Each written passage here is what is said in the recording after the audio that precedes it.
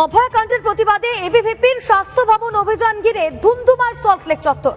পুলিশের সঙ্গে তুমুল ধস্তাধস্তি এবিভিপি কর্মী সমর্থকদের। বিক্ষোভ হটাতে লাঠিচার্জ পুলিশের।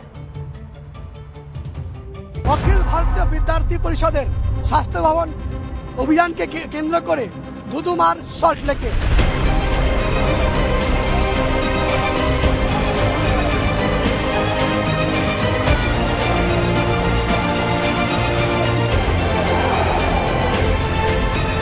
এবিভিপির স্বাস্থ্য ভবন অভিযানের ধুন্ধুমা সল্টলেক চত্বর।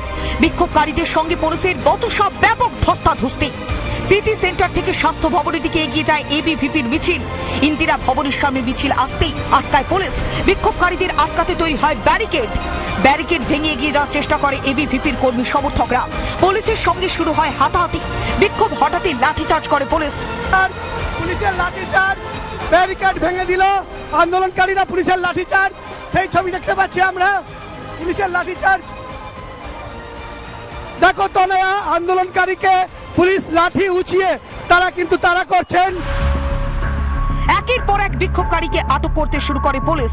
রাস্তায় বসে পড়ে বিক্ষোভ দেখাতে শুরু করে এবিভিপির কর্মী সমর্থকরা। যখন ওই বোনটা হত্যা হচ্ছিল তখন এরা আটকাতে পারেনি।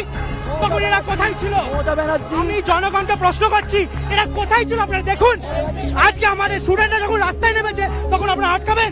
খুব ভালো, এই হচ্ছে বিচার। আমরা নিরাপদভাবে থাকতে চাই। এই বাংলায় শান্তি আনতে হবে, শান্তি ফিরিয়ে আনতে হবে। মেয়েদের যেসব প্রফেশন আছে আমরা সেই সব প্রফেশনের সুরক্ষা চাই। আর্জি করে হামলার সময় দেখা যায়নি পুলিশকে। জানি সুপ্রিম কোর্টে ভৎসনার মুখে পড়তে হয় কলকাতা পুলিশকে। যদিও প্রতিবাদ দমাতে ফ্রন্ট ফুটে খেলছে পুলিশ। সেদিনও যদি এতটাই সক্রিয়তা দেখাতো তাহলে আটকানো কি যেত না আর্জি করের ভাঙচুর? রিপাবলিক বাংলা। আদালতের নির্দেশে অভয়াকে ধর্ষণ করে খুনের ঘটনার তদন্তভার নিয়েছে সিবিআই। আর সিবিআই স্ক্যানারে রয়েছে একাধিক ব্যক্তি। চলছে চুলচেরা বিশ্লেষণ। অভয়াকাণ্ডে এক এক করে ডাক পড়ছে একাধিক সন্দেহভাজনের। ইতিমধ্যে জিজ্ঞাসাবাদ করা হয়েছে আরজিকরের সঙ্গে যুক্ত একাধিক নার্স, আয়া, নিরাপত্তা কর্মীদের। বাদ পড়েননি সাফাই কর্মীরাও। তবু আরো নিশ্চিত হতে দ্রুত সঞ্জয় রায়ের এবার পলিগ্রাফ পরীক্ষার উপরে নজর দিচ্ছেন তদন্তকারীরা। অভয়াকাণ্ডে তদন্ত করছে সিবিআই। কলকাতা পুলিশের হাতে ধৃত সঞ্জয় রায়কে ইতিমধ্যেই নিজেদের হেফাজতে নিয়ে জিজ্ঞাসাবাদ করেছে সিবিআই আধিকারিকরা। জিজ্ঞাসাবাদ করা হচ্ছে আরজি করের প্রাক্তন অধ্যক্ষ সন্দীপ ঘোষকেও। ময়না তদন্তের ক্ষেত্রে যে তিনজন চিকিৎসক ছিলেন সেই তিনজন চিকিৎসক যে বয়ান, সেই বয়ানও কিন্তু ইতিমধ্যেই নিয়েছে এবং সিবিআই, এবং সেই ভিত্তিতেও কিন্তু জিজ্ঞাসাবাদ হচ্ছে।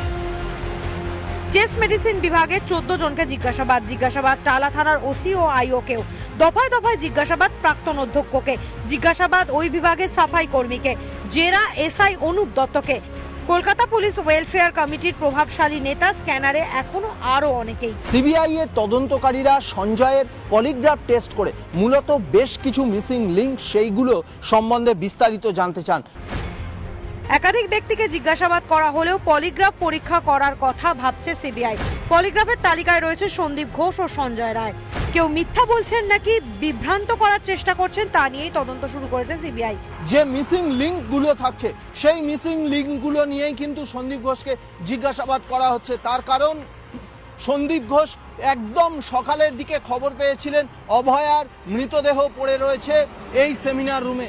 সেই খবর যখন পান তখনই কেন তিনি টালা পুলিশ স্টেশনে জানালেন না? তখনই কেন পুলিশকে জানানো হলো না? তাহলে কি কোনোভাবে কোনো প্রকারে প্রমাণ লোপাটের চেষ্টা করা হয়েছিল? চেস্ট মেডিসিন আমাকে ডিউটি দিয়েছিল ম্যাডাম। হ্যাঁ, চেস্ট মেডিসিন দিয়ে সিস্টার দিদি পেশেন্ট নিয়ে যেতে বলেছিল এক্সরেতে। যে দিদি মারা গেছে তাকে দেখেছিলেন? সূত্রের খবর, যাদের জিজ্ঞাসাবাদ করা হচ্ছে তাদের কথার মধ্যে একাধিক অসঙ্গতি রয়েছে এবং বিভিন্ন যে বয়ানগুলো আসছে, অর্থাৎ ঘটনার দিন, যেদিনকা ঘটনাটি ঘটেছিল সেদিনকা কখন কি হয়েছিল না হয়েছিল তার পুঙ্খানুপুঙ্খ বিষয় জানতে চাইছে। একদিকে অভয়াকাণ্ডের বিচার চেয়ে পথে প্রতিবাদে সোচ্চার বাংলা। কলকাতা পুলিশের কমিশনারের পদত্যাগও দাবি করা হচ্ছে। তার সঙ্গে আদালত ও সিবিআই এর ওপর আস্থা রেখেই চলছে প্রতিবাদ। রিপাবলিক বাংলা।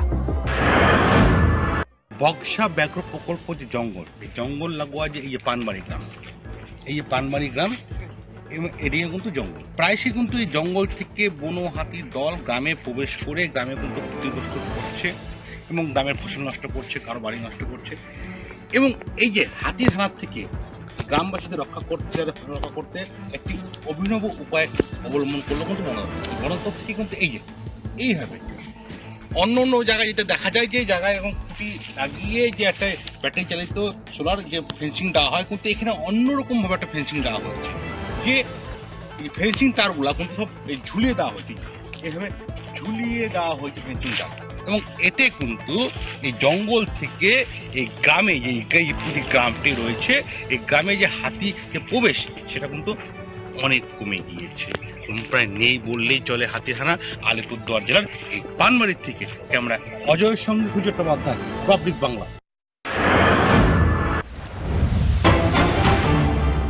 আর এই মুহূর্তে যে ব্রেকিং নিউজের দিকে নজর রাখবো, আনন্দপুরে অজ্ঞাত পরিচয় মহিলার দেহ উদ্ধার। আপনাদের আরো একবার জানিয়ে রাখি, আনন্দপুরে অজ্ঞাত পরিচয় মহিলার দেহ উদ্ধার। ঝোপের ধার থেকে উদ্ধার হয়েছে মহিলার দেহ। আনন্দপুরে অজ্ঞাত পরিচয় মহিলার দেহ উদ্ধার, ঝোপের ধার থেকে উদ্ধার হয়েছে মহিলার দেহ। আরো বিস্তারিত জানাবেন আমাদের প্রতিনিধি সৈকত আমাদের সঙ্গে রয়েছে। সৈকত, আজকে সকালে নাইট পেট্রোলিং এর অফিসার, আনন্দপুর থানার অফিসাররা যখন সকালের দিকে পেট্রোলিং এ বেরোন, তখন আনন্দপুর এলাকার আরুকোটা এলাকায় একটি ঝোপের মধ্যে মহিলার মৃতদেহ পড়ে থাকতে দেখেন এবং মহিলার মৃতদেহে এক্সটার্নাল বেশ কিছু ইনজুরিজ রয়েছে। সেক্ষেত্রে তাকে খুন করে কেউ ফেলে দিয়ে গেছে কিনা সেই বিষয়টা তদন্ত করে দেখছে আনন্দপুর থানা পুলিশ। ইতিমধ্যে মৃতদেহ পোস্টমর্টমের জন্য পাঠানো হয়েছে হসপিটালে।